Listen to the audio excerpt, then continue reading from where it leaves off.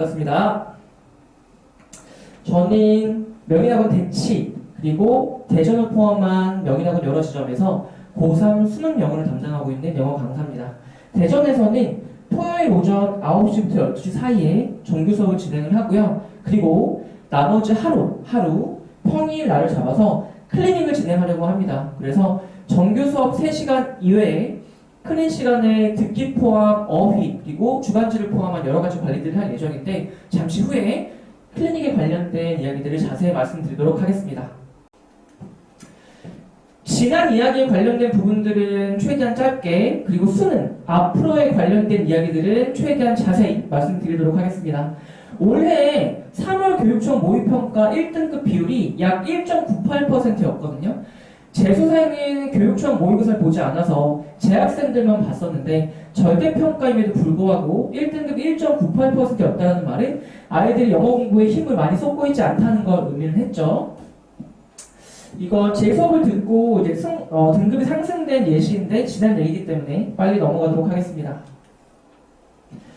6월 평가원 모의고사 결과가 약 7.6% 정도가 1등급 비율이었었거든요. 작년 수능 7.8에 비해서 비슷한 평형이 나왔는데 이번 6월 평가원이 끝난 다음에 킬러 문항에 관련된 발표를 교육부가 발표를 했었죠. 그래서 6월 평가원이 끝난 뒤에 킬러 문항을 없애겠다라고 해서 실제로 추상적인 내용들을 배제하고 좀 쉽게 지문을 내겠다. 그리고 문장 구성이 복잡했으니까 쉬운 문장 구성을 내겠다. 그리고 생소한 서양 철학의 추상적 개념을 넣었으니까 지문을 추상적이지 않게 최대한 쉽게 내겠다. 그리고 어려운 문장 구조에서 킬러 문항이니까 문장 구조 쉽게 내겠다라고 발표를 했었죠. 그래서 정리를 해보자면 6월 평가원이 끝난 다음에 교육부는 9월 평가원과 수능 문제를 지문을 최대한 추상적이지 않고 비교적 쉽게 문장 구조도 최대한 어렵지 않게 내겠다라고 발표를 했습니다. 그런데 막상 9월 평가원 뚜껑을 열어보니까 킬러 문항을 배제했음에도 불구하고 1등급 비율이 약 4.37%로 실제로 어렵게 나왔죠. 다시 말씀드리면 상대평가는 3% 정도가 1등급인데 절대평가에도 불구하고 4.37%가 나왔다는 것은 실제로 문제가 어렵다라는 걸 보여주는 결과죠. 여기에 관련된 말씀 꼭 드리고 싶어요. 그래서 9월 모평과 수능에서 문제가 어떻게 출제됐는지를 설명드리려고 합니다.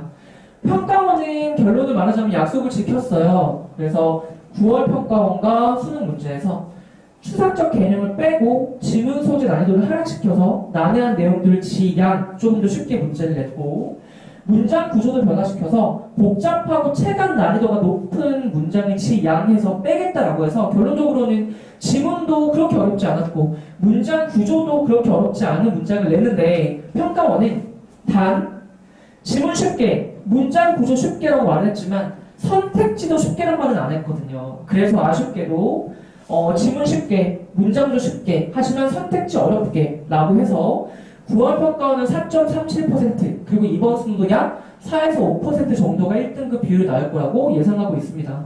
평가원은 약속을 지켰지만 변별력 확보를 위해서 선택지를 어렵게 내서 1등급이 상대적으로 낮다라고 보시면 되겠습니다. 그래서 보통은 가채점이라고 해도 시대인재, 대성, 메가스터디를 포함한 여러 학원들이 가채점 만점자를 발표를 하는데 아직 가채점상으로는 만점자가 없어요. 만점자가 없고 13년 만에 실제로 만점자가 없기 때문에 불승 논란이 있었죠. 물론 실제 채점 뒤에도 만점자가 나올 수 있을지 모르겠지만 현재까지는 없습니다. 그래서 수능 문제가 어렵게 나왔다고 보시는 것이 좋을 것 같습니다. 그래서 작년 수능 7.8%였지만 올해는 킬러 문항이 배제됐음에도 불구하고 약 4에서 5% 정도가 1등급이 나올 것이다 라고 예측하고 있습니다. 최근 수능 1등급 비율을 살펴보면 약 5, 7, 12, 6 그리고 작년 수능 약 7, 올해 수능 4에서 5% 정도로 예상하고 있는데 수능 영어 1등급은 실제로 4에서 7% 정도가 1등급이어서 100명 중에 4명에서 7명 정도가 1등급을 받습니다. 거기에 재수생을 뺀 재학생들이 1등급을 받을 비율은 실제로 100명 중에 2명에서 4명 사이 정도로 보시는 게 좋을 것 같습니다. 수능이 쉽지 않죠. 통계적으로 봐도. 오답률에 관련된 말씀을 드릴 건데 이번 수능 오답률을 보면 33, 34 빈칸, 36, 37 순서, 38 문장 넣기 이렇게 구성되어 있어요. 아주 예전에는 빈칸 문제가 어려워서 실제로는 뭐 킬러문제는 빈칸 문제밖에 없다. 어려운 문제는 빈칸 문제밖에 없었다라고 했지만 어휘, 어법 포함해서 하지만 요즘 수능에서는 순서, 문장 넣기, 빈칸, 어휘, 어법 그리고 함축, 의미 21번까지 포함해서 킬러 문항의 범위가 넓어져서 예전처럼 정해진 문항만 대비를 하는 것보다는 여러 문항을 유기적으로 이해하고 여러 문항의 문제 푸는 방법들 익숙해져야 된다고 봅니다. 지금부터는 어떤 말씀을 드리고 싶냐면 그러면 이제 앞으로 펼쳐질 수능 또는 모의고사 결을 봤을 때 선택지가 높아진 이 문항들은 어떻게 대비를 할 건지에 대해서 제 수업에 연계해서 말씀드리도록 하겠습니다. 부모님께서 생각하시기에 1등급을 받기 위해서 가장 이상적인 수업은 어떤 수업이라고 생각하세요? 일단 어법, 구문, 어휘, 문해력 모두 중요하죠. 1등급 받기 위해서는. 하지만 실전에서 활용할 수 있는 독해 논리, 지문 구성, 리딩 스킬도 못지않게 중요하다고 생각을 합니다. 예를 들어 말씀드리면 항상 수능 영어 모의 평가를 1등급을 받았던 학생이 실제로 시험장에서 모든 어휘나 모든 문장을 다 이해하고 알고 문제를 풀 수 있다고 말하는 건 자만일 거예요. 평가 출제위원들은 이 단어 모른다면 이렇게 어려운 단어 만약에 이해가 안 됐다고 하면 어떻게 답을 추론할 건지를 물어보는 문제를 내기 때문에 1등급을 항상 받았다고 해도 이 단어 모르고 이 문장 이해 안 가는데 어떻게 답을 체크해야 되지라는 방법을 익히고 실전에서 활용할 수 있는 방법도 같이 배우는 거죠. 그리고 3, 4, 5등급을 받았던 학생들이 본인이 어휘나 어법이나 문해력이 부족하기 때문에 수능 시험장에서 문제를 틀리면 안 되잖아요. 그렇기 때문에 만약에 본인이 가지고 있는 한계 내에서도 문제를 맞출 수 있는 것들을 같이 배웁니다. 가장 이상적인 건 이 내용들 당연히 배우고 이 내용까지 구비하면 이상적인 1등급을 받을 수 있겠죠? 정리를 하자면 제 수업 때 어휘, 구문, 독해, 어법을 당연히 배우고요. 독해, 논리, 문해력도 배우는데 지문구조, 주장, 주제 표현, 선택지, 소거도 중점적으로 배웁니다.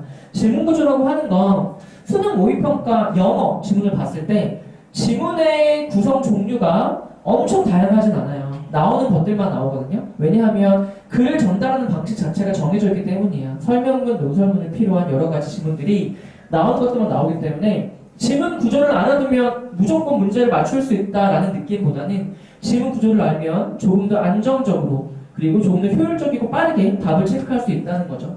주장, 주제 표현을 찾는 방법과 선택지 소거를 배우는데 기본적인 선택지 소거 패턴은 지문이 어려우면 선택지가 쉽고 지문이 쉬우면 선택지가 어렵고 정말 어려운 문제라고 하면 지문 내용 그 다음에 선택지도 어려운데 그런 문제는 한두 문제 정도만 나올까 말까 하거든요. 그래서 선택지 소거도 중점적으로 배웁니다.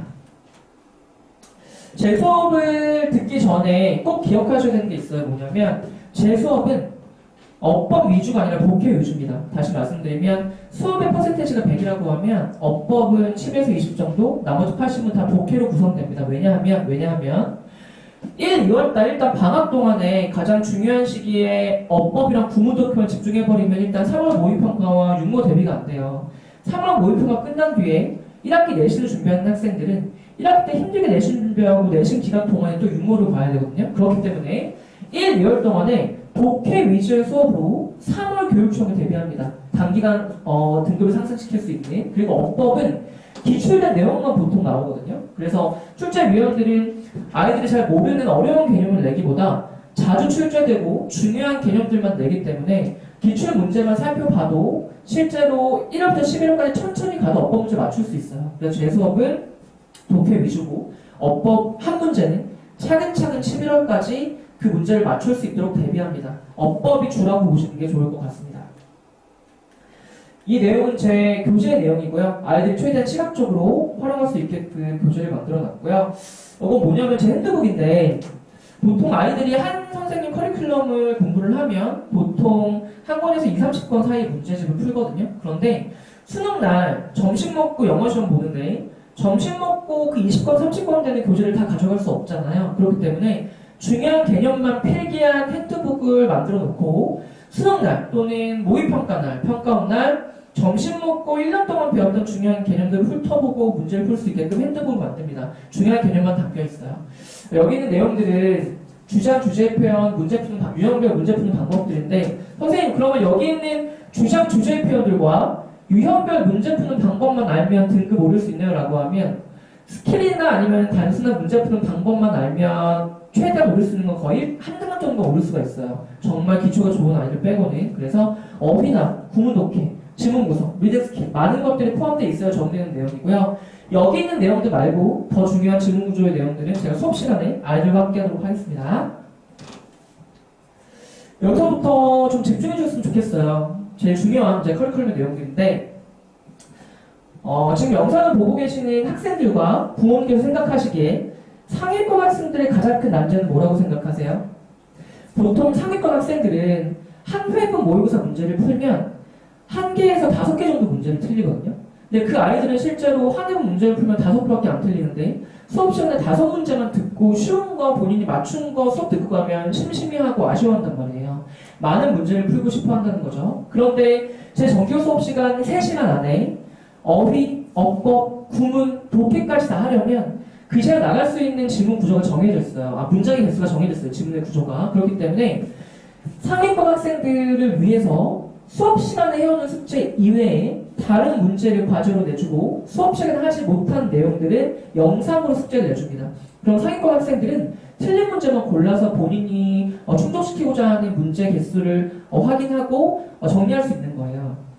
그리고 중하위권 학생들의 난제는 뭐냐면 중하위권 학생들의 문제를 보통 한 회분을 틀리면 10개에서 20개 사이까지 틀리는 학생들이 꽤 있거든요. 근데 수업 시간에 나갈 수 있는 문항 개수는 정해졌잖아요. 그러니까 하위권 학생들은, 중하위권 학생들은 수업 시간에 미처 나가지 못한 지문도 영상으로 과제로 나갑니다. 그럼 아이들은 수업 시간에 못 나간 지문들을 혼자서 학습하도록 방치하는 것이 아니라 제 영상 강의를 따로 보고 복습하게 만드는 거죠. 어떤 부모님께서 걱정하시더라고요. 선생님 그러면 아이들이 가뜩이나 중하위권 아이들은 공부하는 걸 그렇게 좋아하지 않는데 영상을 봤는지 안 봤는지를 어떻게 확인하나요? 라고 물어보신다면 아이들은 제 수업을 듣고 제 영상을 보죠. 그렇기 때문에 필기가 제 필기예요. 다시 말씀드리면 제 수업에 관련된 영상을 받았기 때문에 필기를 안 하면 제 영상을 안 들은 거예요.